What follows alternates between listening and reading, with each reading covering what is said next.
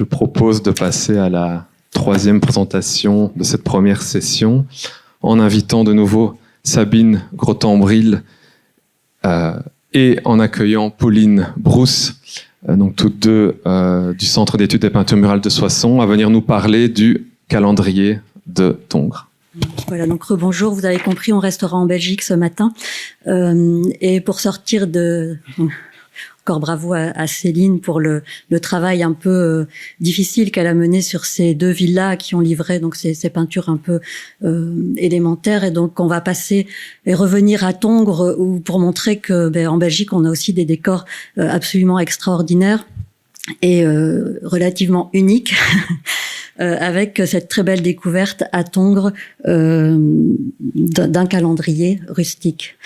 Le travail a été mené à la demande du musée gallo-romain de Tongres pour une valorisation et a été mené par l'équipe du CEPMR, Pauline Brousse et Jean-François Lefebvre et moi-même.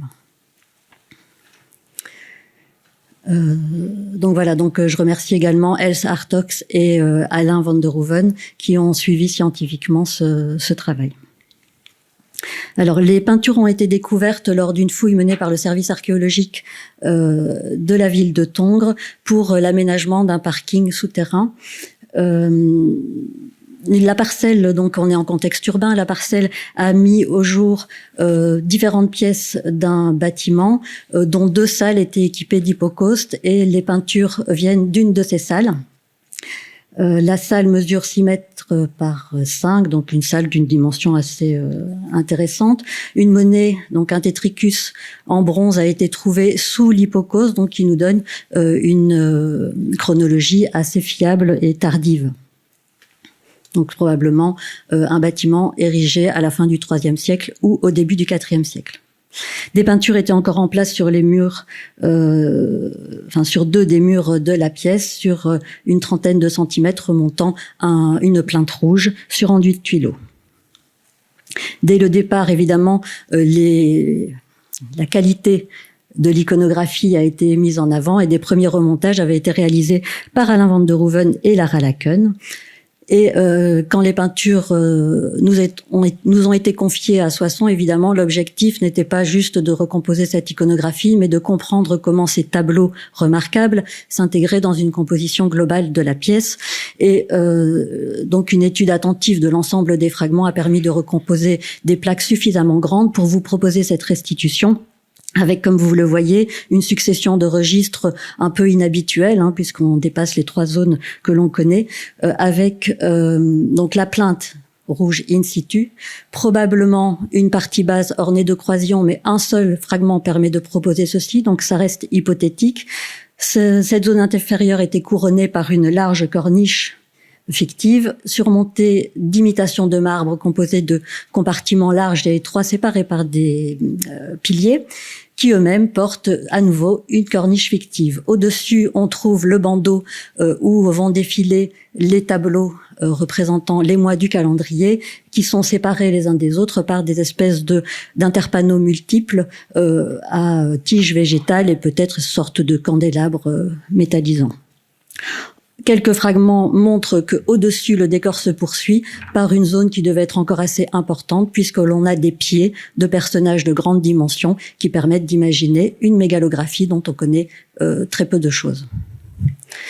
Donc les détails donc, de ces tableaux de calendrier, 2 mois sont attestés par des inscriptions, donc AUG pour Augustus et November pour novembre.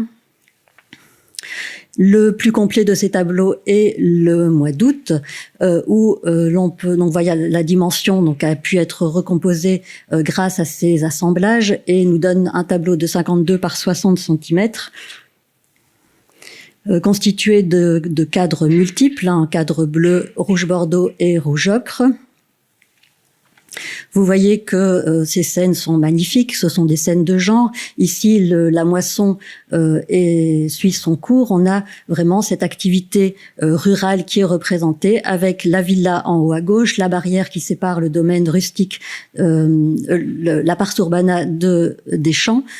Dans la partie basse du tableau, des petits traits montrent le blé qui a été coupé et au centre, un chariot tiré par des bœufs, qui est en mouvement et qui participe à l'animation du tableau. Sous ce chariot, vous voyez la tête d'un personnage qui doit être dans le champ en train de réaliser la moisson.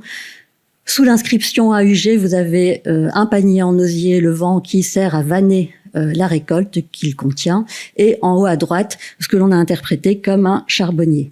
Donc voici quelques détails. Le bâtiment de la Vignola avec ses 3 pignons habituels, cette espèce de masse un peu étrange, hein, on a eu du mal à faire une proposition, mais elle nous fait penser donc à ces fours qui servent à fabriquer le charbon. Cette technique est réalisée d'été puisque le bois est coupé l'hiver, le temps qu'il sèche. Donc c'est une hypothèse, mais elle est assez intéressante. Le mois de novembre est lui beaucoup moins complet. Vous voyez que l'encadrement est lui un peu différent avec cette frise de points qui entoure le tableau. Et la scène est difficilement lisible. Seul un personnage en bas à gauche peut être identifié, mais ne permet pas de dire de quelle activité est illustrée ici pour le mois de novembre.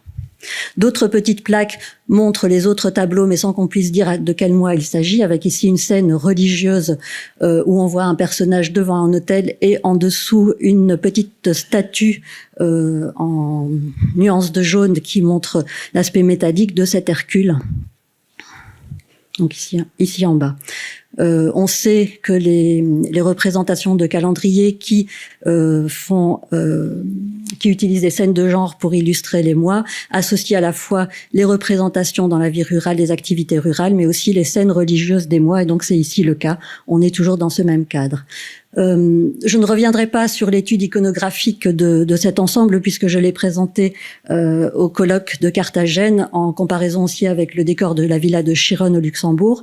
Simplement pour vous dire que l'étude de Stern en 1982 avait inventorié 21 représentations faisant appel à des scènes de genre et que aujourd'hui, avec les 2 nouvelles découvertes de Tongres et de Chiron, on a pour la Gaule 5 exemples de ces représentations, avec évidemment la porte de Mars à Reims, la mosaïque de Saint-Romain en Galles qui vient d'être restaurée, donc qui va être à nouveau faire les feux de l'actualité, et la villa d'Orbe, donc qui est en Germanie, mais donc qui fait partie de ce territoire qui nous est proche. En peinture murale, seuls 3 exemples sont bien attestés, donc celui de Tongres, celui de Chiron, et un seul cas à Rome, sous la basilique Sainte-Marie-Majeure.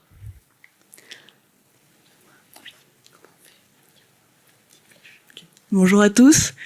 Alors on va poursuivre avec les observations techniques qu'on a pu effectuer qui nous ont apporté beaucoup d'informations du coup sur la mise en œuvre du décor, le travail de l'artisan et puis aussi sur les élévations qui revêtaient le décor et qui ont disparu aujourd'hui. Donc les premières observations qu'on a pu effectuer, c'est ces interruptions très nettes dans le mortier et droite. En fait, c'est donc sur ces plaques-ci, vous le voyez, vous avez la coupe du... Comment on fait ça? Attends. Je suis désolée, je suis nulle. Bon, ben, sur la coupe du mortier, vous voyez l'interruption qui est très nette. Du coup, je veux bien. Ok, merci. Hop. Donc, sur la plaque principale, celle du calendrier celle du mois d'août, on a observé ces interruptions en bas et en haut de la plaque. Bon, il y a les flèches qui le montrent. Et ces interruptions, en fait, il s'agit du raccord entre les pontates, donc entre les zones qui sont enduites successivement sur la paroi.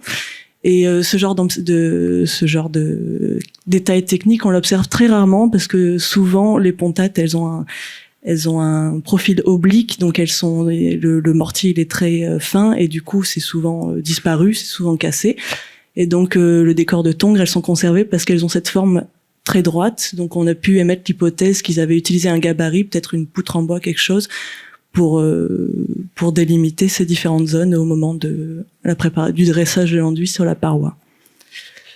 Hop.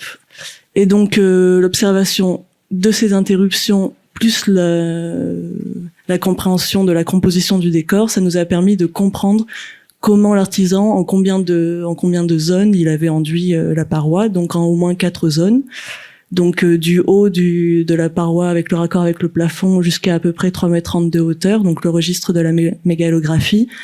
Ensuite, le registre du calendrier jusqu'à 2,40 m de hauteur. Et puis ensuite, la troisième partie, celle des imitations de marbre. Et une quatrième partie, on va en parler un peu plus tard, donc la plainte qui était conservée in situ. Alors on a aussi observé les revers de toutes les plaques et on n'a pas tout compris au départ parce que donc sur les petites plaques on avait tantôt des empreintes de chevrons et tantôt des empreintes un peu bizarres comme vous avez à droite sur la plaque, donc des empreintes de gobti, donc ce mortier un peu rugueux et irrégulier qu'on jette sur les élévations en moellon, etc. pour faire adhérer. Donc c'est un système d'accrochage particulier. Et donc on comprenait pas parce que c'était bien le même décor, mais le revers des plaques montrait deux choses différentes. Et donc quand on a eu le courage de retourner la plaque principale, on a compris que c'était en fait une méthode de dressage de l'enduit mixte. Donc sur la même plaque, vous avez à la fois les chevrons et le gobti, et donc ça indique que le mur qui accueillait ce décor-là, c'est pas un mur classique, mais c'est un mur qui avait une particularité. Et donc ces observations-là, ça nous a permis de replacer le décor exactement sur le mur ouest. Donc c'est celui qui est en haut sur la photo, alors qu'on avait éliminé cette hypothèse à la base parce que donc on avait cette plainte in situ de couleur rouge bordeaux qui a pas du tout le même mortier. On va le voir après. C'est un mortier très tuiloté. Donc là, vous avez les détails de ce mur, et donc ce mur, donc là, il reste que la partie basse, mais on voit bien qu'il a une particularité dès le départ. Donc à droite, vous avez des élévations, des assises de moellons, de petits moellons régulières, et à gauche, vous avez ces espèces de gros blocs, et donc on peut imaginer qu'ils formaient des espèces de piliers, des éléments structurants du mur. Et donc on a pu émettre, grâce au revers de ces plaques, on a pu émettre des hypothèses sur les élévations de ce mur qui sont aujourd'hui disparues. Donc au-dessus des assises régulières de moellons, on peut envisager une élévation en terre crue, donc ça c'est les empreintes de chevrons qui nous l'indiquent. Et au-dessus de ces gros blocs qui forment ces éléments structurants, on peut imaginer que ça continuait tout le long du mur parce qu'on a un mur qui est assez monumental, environ 5 mètres de haut. Ouais. Et donc là, on peut envisager que c'était le gobti qui a été projeté pour permettre ensuite à l'enduit d'adhérer. Donc là, c'est un détail de tous les mortiers. Donc à gauche, c'est la plainte in situ, qui est vraiment tuilotée. Et à droite, vous avez donc les deux mortiers du haut, c'est la zone inférieure. Les deux mortiers du bas, c'est la zone médiane. Et vous avez à chaque fois, donc c'est vraiment des plaques qui fonctionnent ensemble. Vous avez en coupe soit le gobti, soit les chevrons. Alors on a aussi observé pas mal de graffitis, donc très souvent des cervidés surtout, et avec un effet de groupe. On va le voir. Donc ça c'est une plaque qui faisait plus d'1 mètre de long, donc c'est les imitations de marbre et vous en avez un peu partout. On va les voir en détail. Donc la jambe arrière droite d'un cervidé. Hop. Ici on le voit un peu moins bien. Alors les deux pattes avant et les deux pattes arrière ici. Le troisième, donc la patte avant, ici. Je sais pas si j'ai encore une diapo. Ouais, non. Et donc ces graffitis, c'était assez intéressant parce qu'ils avaient tous un peu la même manière d'être faits, donc très très incisés profondément. Donc on s'est dit que ça pouvait être le même graffiteur. Voilà. À toi, Sabine. Merci. Donc dans l'ensemble, le travail des artisans est précis et original. La palette chromatique est riche et variée avec des pigments qui sont déclinés en de nombreuses nuances, notamment vertes et rouges, qui correspond à une polychromie en vogue pour les décors tardifs.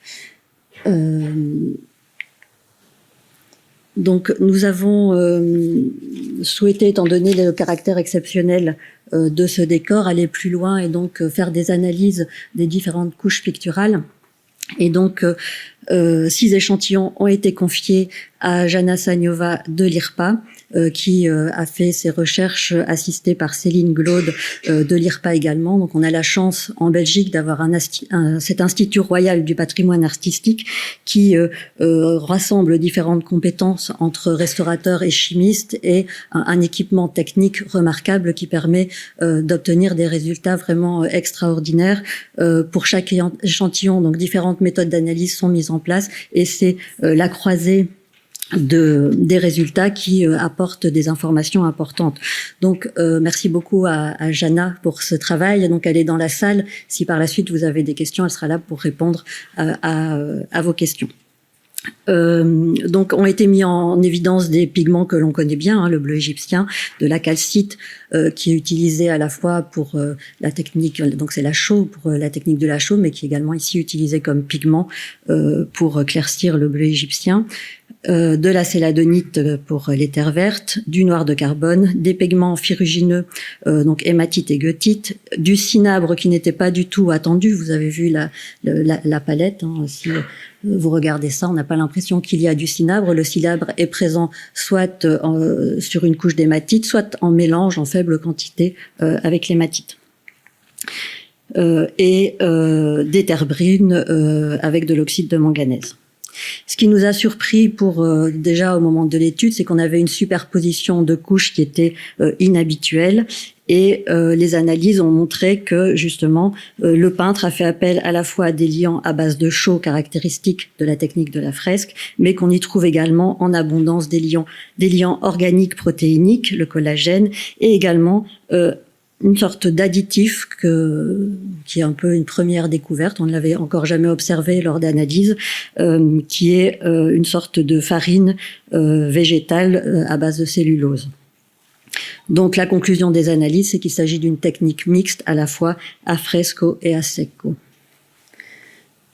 Donc le premier échantillon, je ne vais pas vous passer tous les échantillons, mais juste les deux échantillons les plus importants pour les tableaux, puisque vous voyez que l'état de conservation ne permettait pas toujours la lecture précise, mais faisait apparaître du coup cette superposition de couches et des espèces de sous-couches un peu inutiles, notamment ici noires.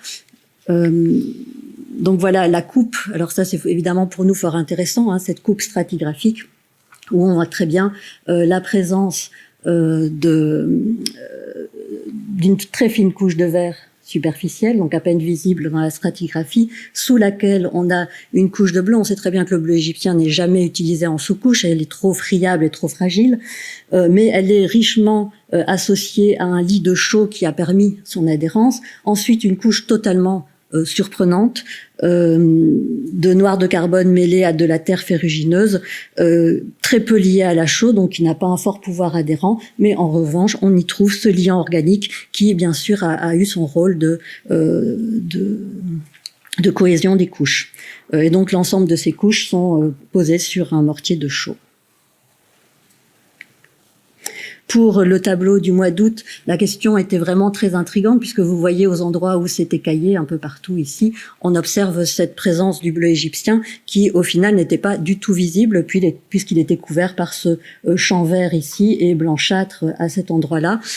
Et donc les analyses ont révélé exactement la même chose et le même procédé, avec une couche superficielle très chargée en liant organique.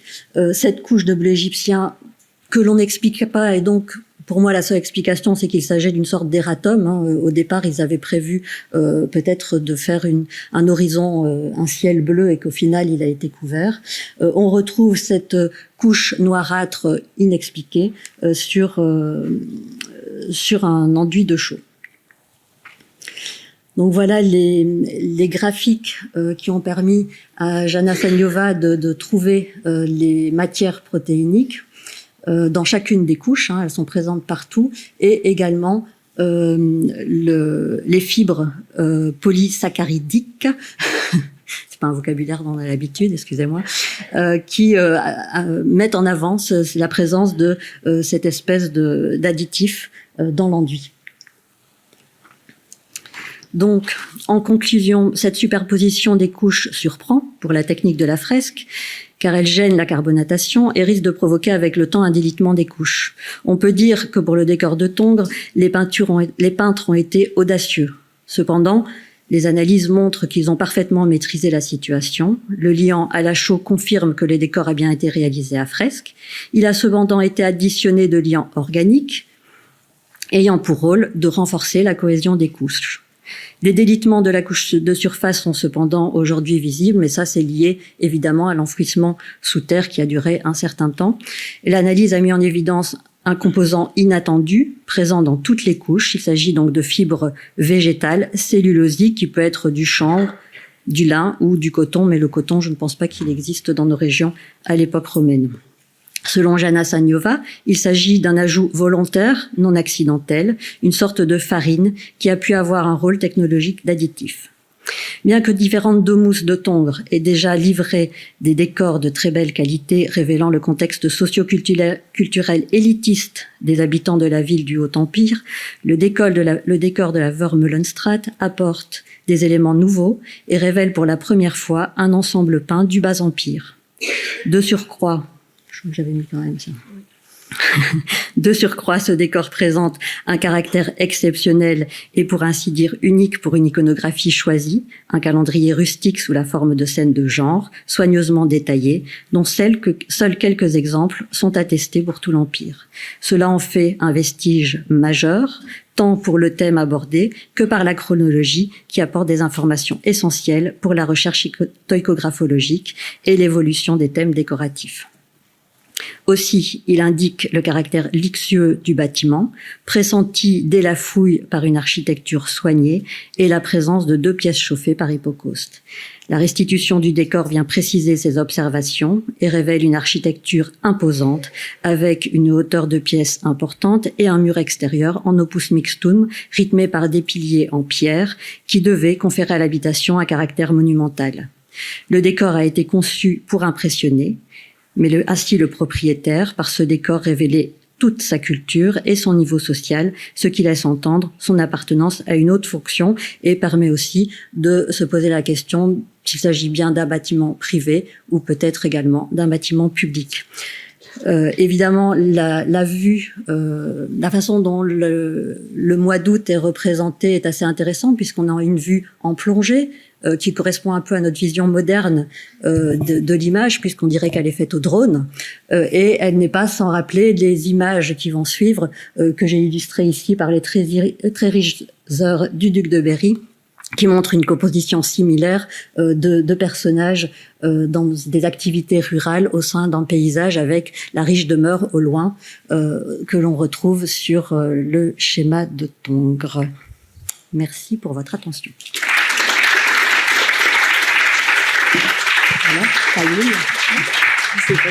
Bien, un grand merci à toutes les deux pour cette magnifique présentation. J'imagine qu'après un exposé aussi riche, il y a des questions dans l'Assemblée. Moi, j'ai une question ici de Madame Barbet. Très bien, oui. Qui demande, Alix. pour le motif centré de Eben et Maël, y a-t-il des empreintes de roseaux au revers pour supposer qu'il s'agit d'un plafond?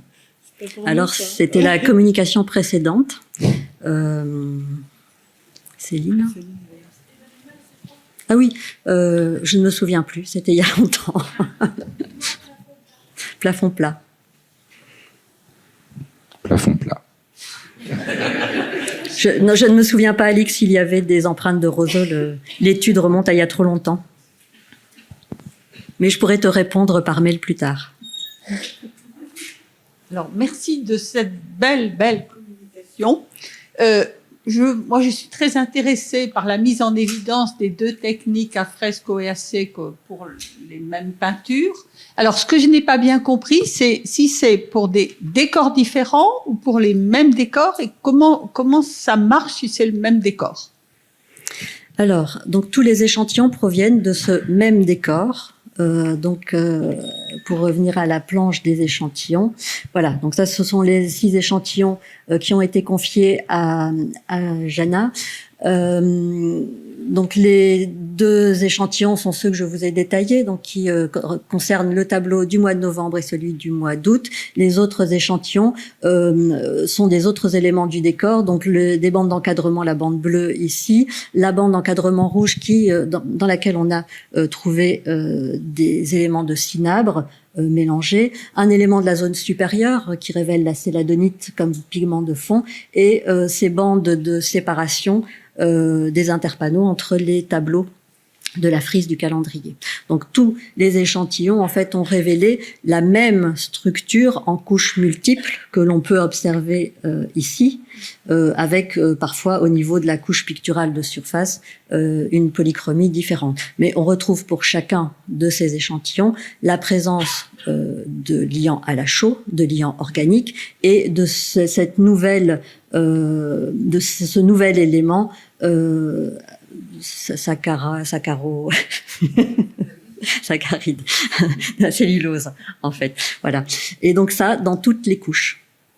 Voilà. Donc ça montre vraiment de la part des artisans quelque chose une mise en œuvre extrêmement fine. Enfin, le décor est très construit, très soigné. Évidemment, il a fallu peut-être un peu plus de temps pour réaliser ces scènes figurées, miniaturistes et très très construites, mais on sent que le peintre maîtrise parfaitement ça, et pour nous c'est quelque chose de tout nouveau en matière de peinture murale. Évidemment, on est au bas empire, donc à une période où peut-être les choses vont commencer à évoluer au niveau des techniques et des pratiques de peintre, mais on sent que c'est pas quelque chose de hasardeux, c'est quelque chose qu'il maîtrise parfaitement, et donc là vraiment la qualité du travail des chimistes de l'IRPA est extraordinaire, parce qu'ils ont mis en avant, par rapport à nos demandes, nos questions d'archéologues, ils vont plus loin, au-delà, en regardant vraiment chaque élément qui compose chaque couche, et donnent des résultats vraiment incroyables.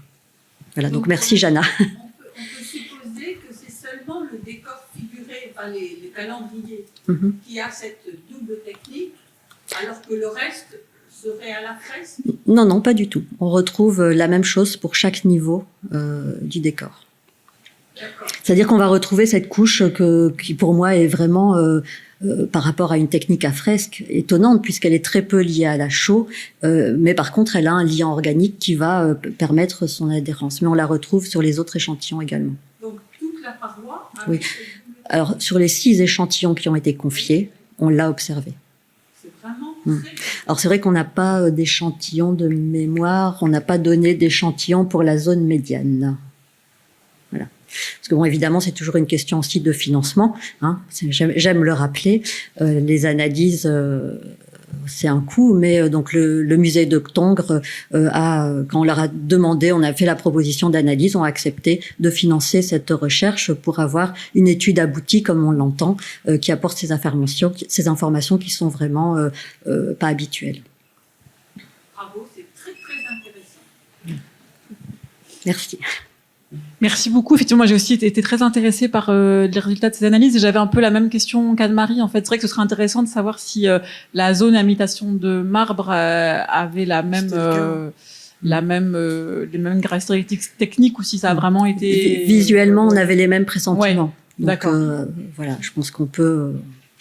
Sans qu'il y ait eu d'analyse, on peut les pressentir, puisqu'on a observé ces mêmes sous-couches noirâtres qui apparaissent ça vous les voyez dans les zones écaillées, en fait, puisque forcément, avec le séjour sous terre, je pense qu'à l'époque, ça devait être parfait, mais le séjour sous terre a fait que on a sur de nombreux fragments la couche picturale qui a sauté. Et j'avais une autre question. Alors, est-ce que tu peux répéter pour le cinabre? Ça m'intéresse aussi. Il a été mélangé. À quel autre... Je suis désolée, j'ai pas mis les images parce que voilà, on voulait pas déborder. Mais je pourrais, si tu veux, t'envoyer aussi ça par mail. Donc pour le cinabre, ce qui a été mis en avant, c'est que selon, alors par exemple sur cet échantillon-ci, il est appliqué sur une sous-couche d'hématite. Ici, par exemple, il est en mélange, qui va donner cette tonalité un peu rosâtre. Et au niveau de la bande d'encadrement du tableau, ce rouge bordeaux très sombre, il est en mélange avec de l'hématite, mais assez faible. La présence de cinabre est faible. Alors c'est intéressant aussi pour nous de trouver encore du cinabre à une période aussi tardive, puisqu'on sait que voilà les mines espagnoles ont cessé d'être exploitées, et donc ce sont d'autres provenances qui permettent d'avoir ce pigment. Et puis en mélange comme ça, c'est pas si fréquent.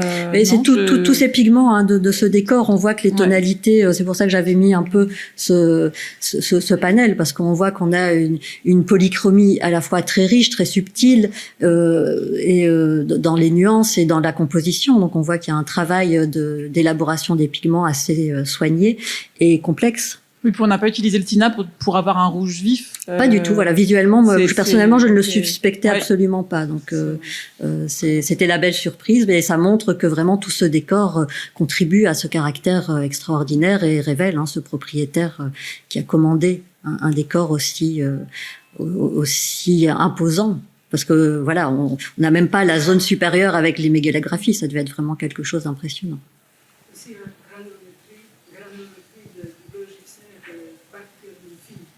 Voilà. Vous avez entendu, donc la granulométrie du bleu égyptien d'Ijana était vraiment particulièrement fine, donc aussi dans ce soin de la préparation des pigments, tout était visible sur les analyses.